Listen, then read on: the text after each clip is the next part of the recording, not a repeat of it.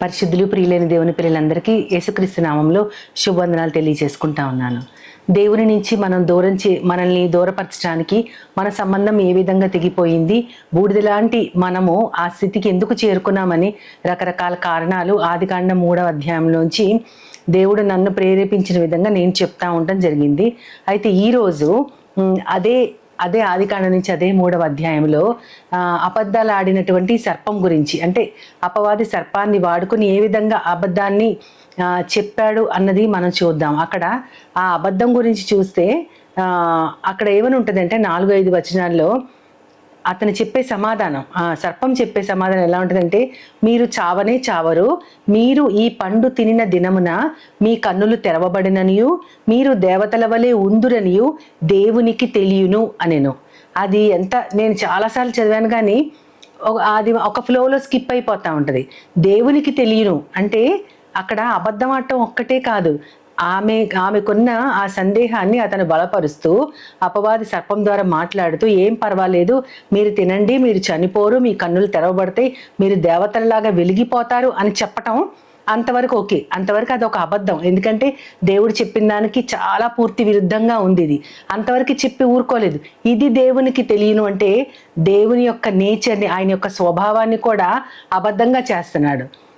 అతను చెప్పింది అబద్ధమైతే పర్వాలేదు, కానీ దేవుడికి కూడా తెలుసు ఈ విధంగా ఉంటారు మీరు, కానీ ఆయన దాన్ని మీకు తెలియనివ్వలేదు. ఆయనకి ఈ విషయం తెలుసు అని ఆయన తరఫున ఆయన స్వభావాన్ని అబద్ధంగా చేసిన ఇతనిని అబద్ధాలకే జనకుడని యోహాను గారు తన పత్రికలో చెప్తారు. ఎంత భయంకరమైన అబద్ధం అంటే, దానివల్ల ఎన్నో ఏళ్ళు దేవునితో సాన్నిహిత్యం ఉన్నటువంటి మొదటి వారిద్దరు కూడా వారు కూడా మోసపరచబడి వ్యతిరేకమైన దిశలోకి వెళ్ళిపోయి దేవునితో ఒక సంబంధాన్ని వారు తెంపేసుకుని వారి ఆత్మ కూడా పతనమయ్యే దిశగా వాళ్ళు వెళ్ళిపోయారు. అటువంటి భయంకరమైన అబద్ధాన్ని ఆడినటువంటి అతను అబద్ధానికి జనకుడు. అంతేకాకుండా బాప్తిస్మిచ్చే యోహాను గారు కూడా ఆయన సర్ప సంతానమా అంటారు. ఎందుకు అంటే ఆ అబద్ధాలు ఆడే నేచర్ అది ఎవరిది అంటే దేవునిది కాదు, అది అపవాదిది. ఆ స్వభావము అప్పటి నుంచి మనుష్యులలో ఇప్పటి వరకు, ఈ క్షణం వరకు వస్తానే ఉంది. వారు కేవలము ఆ అబద్ధాన్ని నమ్మారు, కానీ ఆ నమ్మిన అబద్ధము వారి యొక్క శరీరంలో ఆ యొక్క లక్షణం పాతుకుపోయి తరతరాల నుండి ఎన్ని కోట్ల మంది ఇప్పటికి పుట్టినా అందరూ కూడా అబద్ధాలు ఆడేవారే అయ్యారు. కానీ దేవుడు మాత్రం దానిని ఎప్పుడు ఖండిస్తానే ఉన్నారు. యెషయా ప్రవక్త గారు రాస్తూ 63వ అధ్యాయం 7వ వచనంలో ఆయన ఏమంటారంటే, నా పిల్లలు అబద్ధములాడనేరని జనులని నేను వారిని రక్షించాను అని అంటారు. అంటే నా పిల్లలు అబద్ధాలు ఆడరు అనుకొని నేను వారికి రక్షకుడిని అయ్యాను, కానీ వారేంటి ఇలా తయారయ్యారని దేవుడు వాపోతా ఉంటారనమాట. అక్కడ యెషయా ప్రవక్త ద్వారా ఆయన మాట్లాడిన విషయాలు అంటే, దేవుడు మనుషుల యొక్క అబద్ధాలని ఆయన ఎంతగా దానిని తీవ్రంగా వ్యతిరేకిస్తున్నారో అంతగా మన పట్ల, అంటే మనకున్న నేచర్, మన స్వభావం మొత్తం ఆ ఒక్క అబద్ధం వల్ల మారిపోయింది. మనమే ఇప్పుడు దానిని ఆశ్రయించి అనేక రీతులుగా మన సంభాషణలో ఏంటి, మన నేచర్లో ఏంటి, అది పాతుకుపోయింది. దానిని గురించి దేవుడు ఎంతో దుఃఖిస్తూ ఉన్నారు. యోబు గారు కూడా ఆయన కూడా చెప్తా ఉంటారు, నా నాలుక ఎప్పుడు అబద్ధాలు ఆడలేదు, మోసాన్ని ఉచ్చరించలేదని. యోబు గారు కూడా 27వ అధ్యాయంలో 4వ వచనంలో ఆయన కూడా చెప్తా ఉంటారు.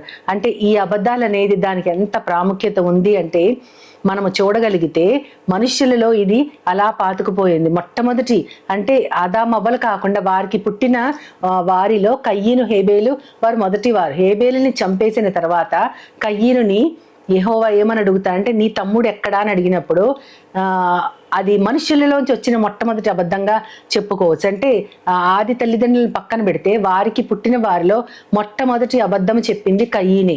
అతను ఏమంటాడంటే, నా తమ్మునికి నేనేమైనా కావాలి వాడనా, నాకు తెలియదు అని చెప్తాడు. అంటే చంపింది అతనే, నాకు తెలియదు అని ఊరుకోలేదు, పైగా దానికి ఇంకో ట్యాగ్ యాడ్ చేశాడు.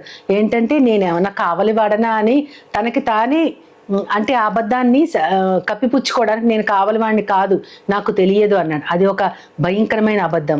ఆ తర్వాత విశ్వాసులకు తండ్రి అయిన అబ్రహాం గారి గురించి చూస్తే, ఆయన ఎంతో అందంగా ఉన్న తన భార్యని బట్టి అక్కడ వారు ఈ అందమైన స్త్రీ, తన భార్య అందమైంది కాబట్టి తనని బట్టి, అంటే ఆ స్త్రీని బట్టి, వైఫ్ని బట్టి తనని చంపుతారేమో అని భయపడి అక్కడున్న వారికి ఏం చెప్తారంటే, ఈమె నా సహోదరి అని చెప్తారు.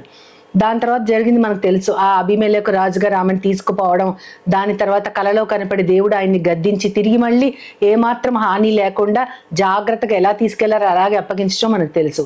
అది అబ్రహాం గారు తన ఉనికికి, తన ప్రాణానికి ప్రమాదం వస్తదేమో అని భయపడి ఆడినటువంటి అబద్ధము. ఆ తర్వాత మనం చూడగలిగితే లాబాన్ గారు భయంకరమైన అబద్ధం ఆడతారు కదా. ఆయన ఇచ్చిన యాకోబు గారు కోరుకున్నది ఒకరిని, ఆయన ఇచ్చి పెళ్లి చేసింది ఇంకొకరిని. తన కూతుళ్ళలోనే మొదటి కూతురిని లేయాని మోసం చేసి అబద్ధాలాడి ఈమె అని చెప్పి అబద్ధమాడి ఆయనకి వివాహం చేస్తారు. అది మరీ ఘోరం. ఆ వివాహంలోనే ఒక అబద్ధం ఉంది. ఈ విధంగా మనం చూస్తా ఉంటే అసలు మనుషులలో అబద్ధాలు పాతుకుపోయి ఉన్న యోసేపుని ఆ యొక్క అన్నలు గోతిలో పడేసిన తర్వాత తీసేసి అమ్మేసిన తర్వాత తండ్రి అడుగుతాడు, నీ తమ్ముడు వాడెక్కడా అని అడిగినప్పుడు మృగము వాణిని తినివేసింది అంటారు. అంటే తోడపుట్టిన తమ్ముడిని వదిలించుకోవడానికి తండ్రి అతని మీద చూపించే అపేక్షకి వారు ఎంతో భయంకరంగా అబద్ధాలు ఆడవలసి వచ్చింది. మృగమే తినివేసింది అని అబద్ధాలు. ఈ విధంగా చూస్తే బైబిల్లో చాలా అబద్ధాలు ఉంటాయి. అవన్నీ అంటే దేవుడు కూడా దానిని విపరీతంగా అసహించుకున్నాడు ఆ అబద్ధాలు. అందుకనే మనకి ఎంతో స్పష్టంగా అబద్ధాల గురించి సామెతల్లో ఉంటది.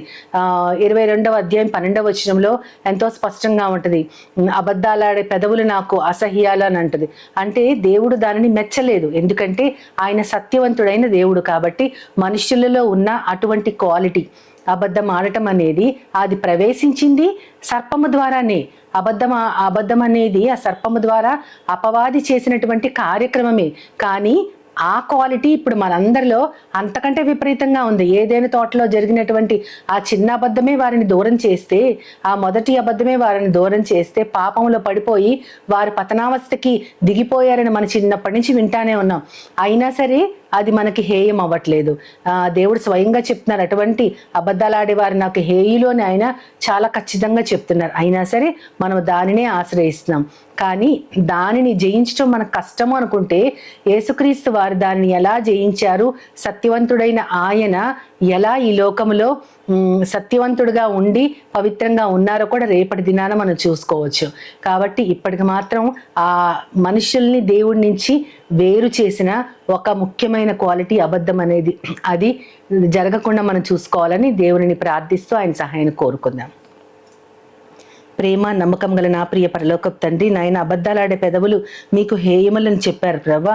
ఎంతో మంది మహాభక్తులను కొన్న వారే ప్రవ్వా అబద్ధాలు ఆడారు ప్రవ్వా. భయం వల్ల అబద్ధము, వివాహంలో అబద్ధము ప్రవ్వా, విశ్వాసంలో అబద్ధము ప్రవ్వా, సహోదరుడు గురించిన అబద్ధము. ఈ విధంగా చూస్తూ ఉంటే ప్రవ్వా ఎన్నో రకాలుగా మనుష్యులు పాపాలలో పడిపోతా ఉన్నారు ప్రవ్వా. ఈ అబద్ధము అనేది ఒక భయం వల్ల, స్వార్థం వల్ల, సందేహం వల్ల వస్తుంది ప్రవ్వా.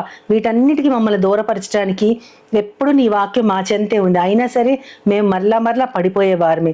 మమ్మల్ని దయచేసి సత్యవంతుడు అయిన నువ్వు మాత్రమే రక్షిస్తావని నన్ను మమ్మల్ని అందరినీ చేతులకు అప్పచెప్పుకుంటూ నీ ప్రియ కుమారుడు నా ప్రియ ప్రభువైన యేసుక్రీస్తు వారి ద్వారా కోరి ప్రార్థిస్తున్నాను పరమ తండ్రి. ఆమేన్, ఆమేన్, ఆమేన్. వందనాలు.